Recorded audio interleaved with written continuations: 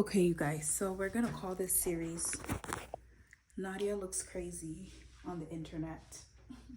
There's a, oh my god, this is not okay. What the, girl, no. So I think this has lasted about 4 weeks. I have done a lot of washing, shampooing, not neglecting the scalp, and I realized just how much of a long way washing and cleansing your scalp goes with hair growth. So take these twists down with me while we talk about a little more of what I've learned so far, being a natural who is more conscious about how she is treating her hair, which is something that I didn't do in the past. Let's get into it. So I'm gonna use this leave-in conditioner. I think some people use like water. Just any sort of moisture I think makes sense. And then my what do you call these? My something tooth comb.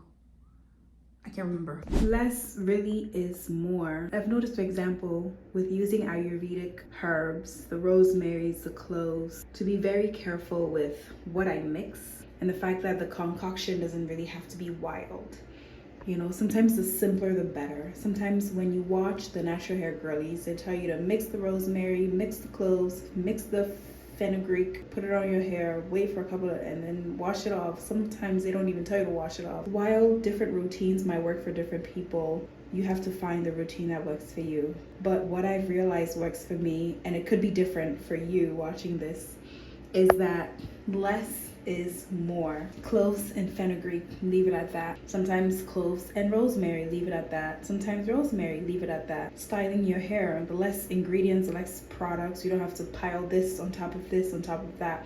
I realized my hair, my scalp would get itchy real quick. And the only way to really be successful on this journey, that's not okay, is to listen to your body, listen to your hair, listen to your scalp. Being just a little frugal with shopping for beauty products and understanding that this is a trap that we've been stuck in, convincing us that the way that we look is not really okay. And so if you do this, if you do that to your hair, if you do this to your skin, you're gonna be better.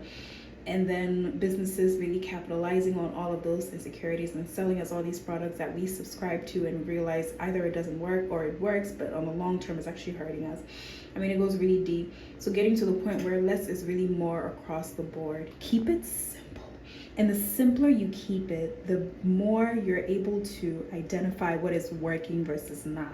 So if you have this big old concoction, you put it on your hair, you put it on your skin, you get a reaction to that, you're not going to be able to tell which one of the ingredients didn't really work, right? As opposed to if you're doing one or two things, something doesn't work, you know exactly what it is. Building a healthy relationship with your hair. At least for me, it looks like washing it once a week. The reason being cleansing your scalp, making sure that your pores are detoxed, that your hair actually has space to push through your pores and grow without it needing to struggle through oil, struggle through buildup, through dirt. It's like a rose pushing through concrete. Like, why does it have to be concrete? Your scalp doesn't have to be concrete. Your pores are really a gateway into your body. Just like your skin is supposed to be the largest organ, it's supposed to be this barrier that protects your internal organs from external forces. Those pores are ways for those external stuff to get into your body and potentially get into your bloodstreams.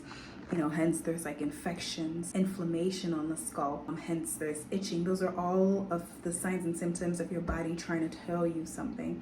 And so I've noticed that sticking to a once a week routine of washing my scalp, washing my hair has helped. So building a better relationship, healthier relationship with your hair means that trims are actually important. Trims are actually there not to cut away at the length, but to give your hair the chance to maintain growth, to get rid of all of the split ends, all of the dead ends, all of the things that are eating away at your strands. It is all about getting rid of the toxicity, the things that are weighing you down, holding you back. Whether it's a little bit of a trim or if it's a big chop and you feel like you really just need to start over from scratch. Building a healthier relationship with your hair is understanding that at the end of the day, hair grows back.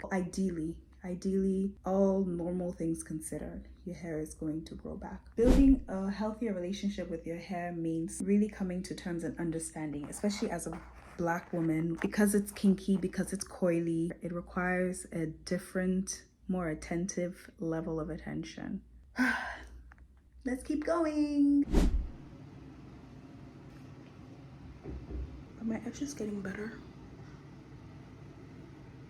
Look at the hair that I'm not showing. Oh my god, look at my edges. We need to do something about that.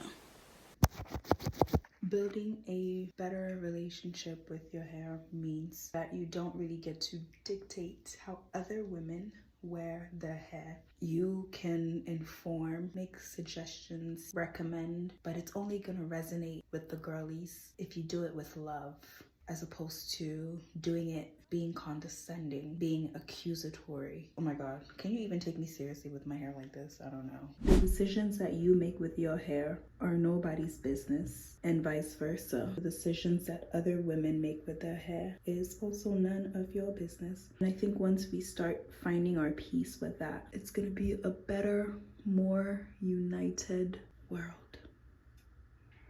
And I will see you